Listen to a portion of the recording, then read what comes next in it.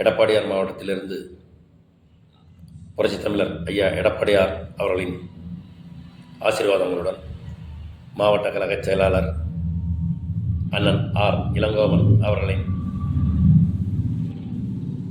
ஆதரவுடன் சட்டமன்ற உறுப்பினர் அண்ணன் ஏபி ஜெயசங்கரன் அவர்களின் அன்புடனும் உங்கள் மாஸ் முருகேசனின் பணிவான வணக்கங்கள்.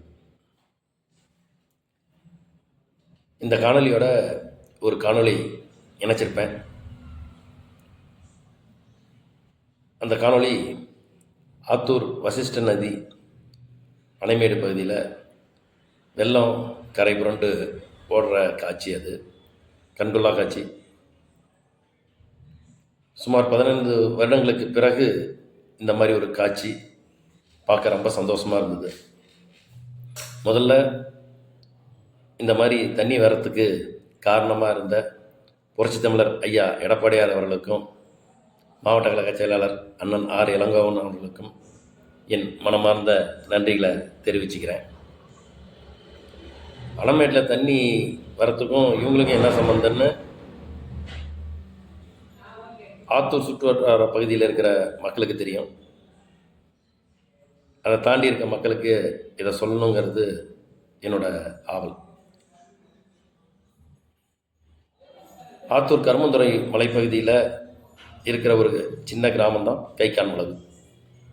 அந்த கைக்கான் வளவு கிராமத்தின் வழியாக அந்த மலைப்பகுதியில் பாயிற மழைநீரை தேவையில்லாமல் வீணாகிறத அந்த கைக்கான் வளவு கிராமத்தின் மூலியமாக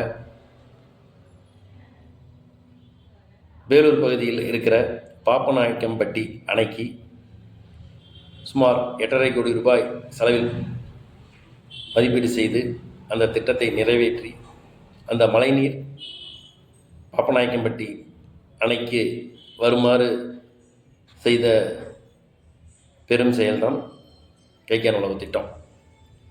இந்த கைக்கான் வளவு திட்டம் நடைபெறணும்னு சுமார் 40-50 ஆண்டு காலமாக வசிஷ்ட நதி பாசன விவசாயிகள் இயங்கிட்டு இருந்தாங்க.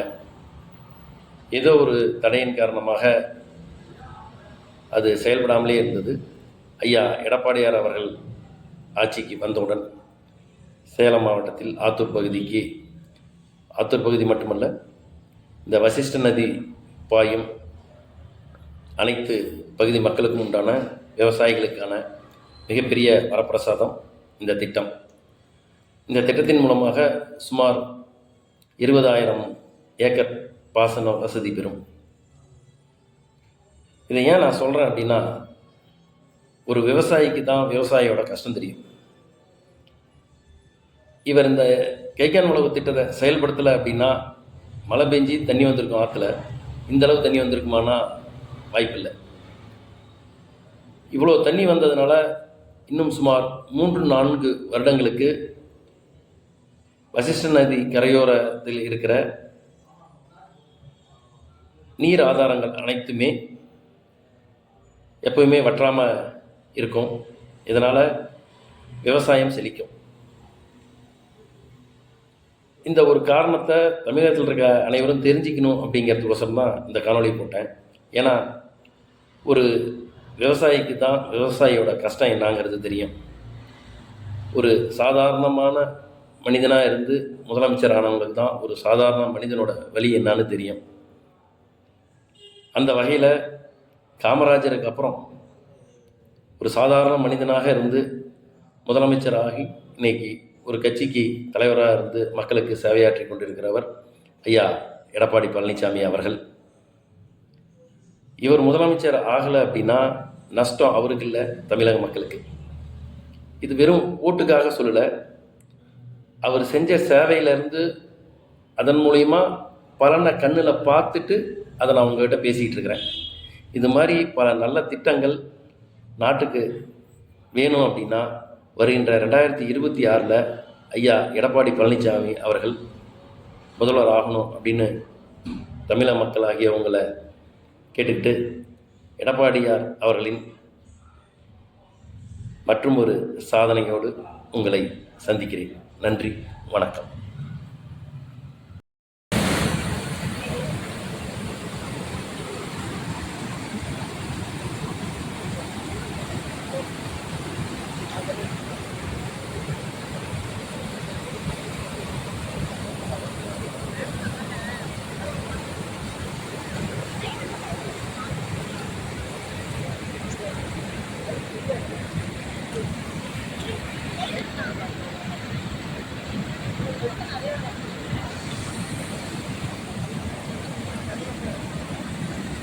நல்லது பரவாயில்லவா இல்லை காஞ்சிடும்.